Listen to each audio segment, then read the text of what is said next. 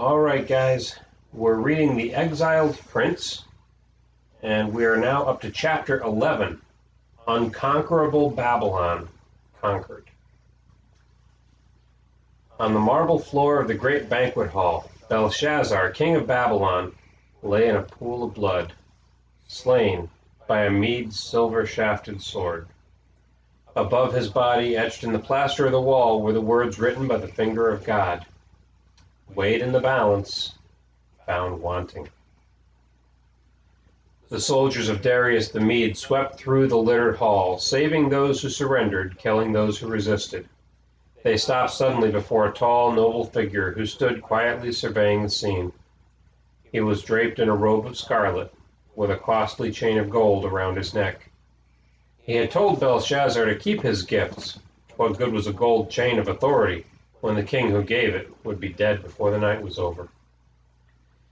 Daniel was old now, over 80 years old. His shoulders were stooped with the burdens of the years. The old empire had fallen. A new empire had begun. It had happened exactly as his visions had foretold. What would happen to Daniel now? He didn't know. But he did know that the God of heaven was still in control, and that whatever happened would be his will. So Daniel faced the soldiers with a steady, calm gaze. Ashpenaz, the eunuch of the king, had seen that quiet confidence in the young Daniel. King Nebuchadnezzar had seen it in the mature Daniel, and so had unhesitatingly entrusted him with the highest affairs in the kingdom. And now when the soldiers brought Daniel, the aged, to their king Darius, Darius looked into his gentle face and saw him at once. Darius would need wise counsel as he brought together the sprawling kingdoms he had conquered, and Daniel would be one who would supervise it. Darius chose 120 princes to rule over the various provinces. He set over them 3 presidents, and then he chose as chief president the quiet Hebrew captive, Daniel. Daniel worked faithfully for King Darius, just as he had for the other kings for the 68 years he had lived in Babylon. Because he loved God and because he trusted God's wisdom, he tried not to complain. But oh, how he longed for his old home, Jerusalem. How he wept as he read God's word and realized the sins of his people were still what kept them from their homeland. One day, Daniel was reading the book of God, which the prophet Jeremiah had written down. What he read made his heart pound furiously. For thus saith the Lord, the book said, after 70 years be accomplished at Babylon, I will visit you, and perform my good word toward you, in causing you to return to this place. 70 years, Daniel calculated swiftly. He had been a captive in Babylon for 68 years. The captivity of his people was almost over.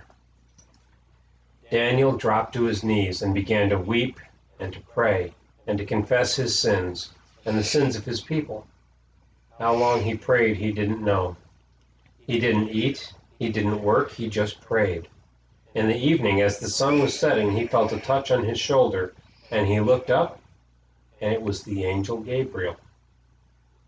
Daniel, the angel said tenderly, God has heard your prayers, and he sent me to tell you what is going to happen, for he loves you very dearly. Know therefore and understand that from the going forth of the commandment to restore and build Jerusalem unto the Messiah, the Prince, shall be 7 weeks and 62 weeks, and the street shall be built again, and the wall, even in troublous times.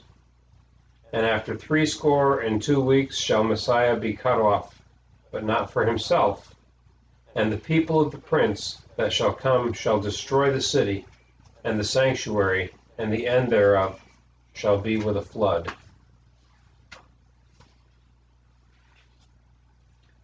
And unto the end of that war, desolations are determined. Daniel was greatly troubled by the vision. What did Gabriel mean? He understood the part about the command to rebuild Jerusalem. Jerusalem had been destroyed by Nebuchadnezzar. A new king, Could it be Darius, who would command that the city be rebuilt? A certain number of years would pass, and then the Messiah would come. How long would it be before the Messiah would come? Daniel thought again about the prophecy. 7 weeks of years and 62 weeks of years. That would make 69 weeks of years. And if a week of days was 7 days, then a week of years would be 7 years. Daniel feverishly multiplied. 69 times 7 equals 483. 483 years after a king, whoever it would be, issued the decree to rebuild Jerusalem, then the Messiah would give his life. Oh, how Daniel longed to see the Messiah, the one anointed by God to redeem the world from sin. For he had read in the scriptures all the promises God had made about him.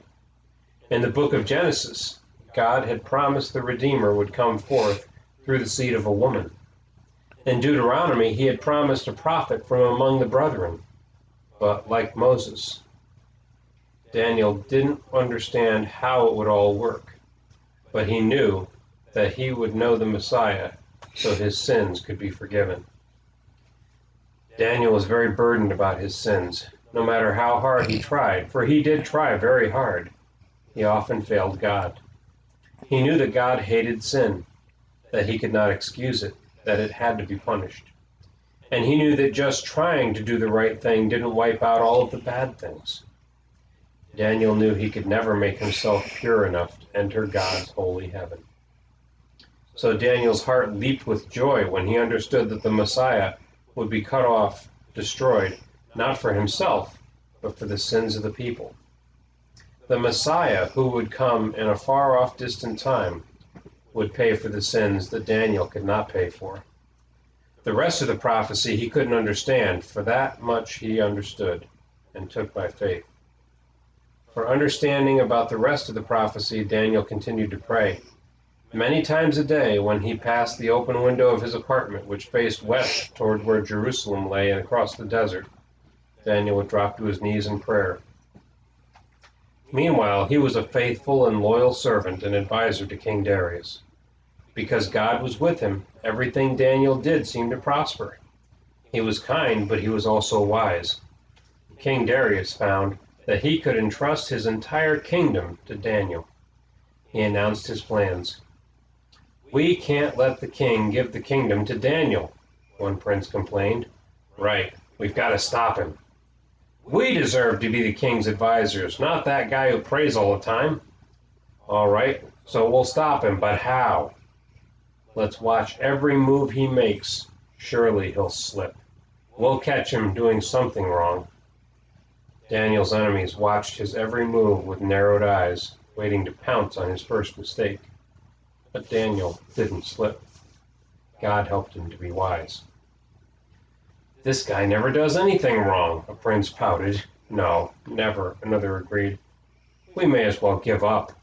Unless," another one said ominously, "unless we can fix it so that he has to break the king's law to keep one of the laws of his God. Why don't we get the king to pass a law that nobody prays except to him?" "Smart idea. We know Daniel won't stop praying to his God. Then the king will have to punish him." Daniel's enemies gathered into a tight knot and made their plans to trap Daniel. Poor, unsuspecting Daniel. Do you think they'll get him? We'll see. Next time, chapter 12, the plot. We'll see.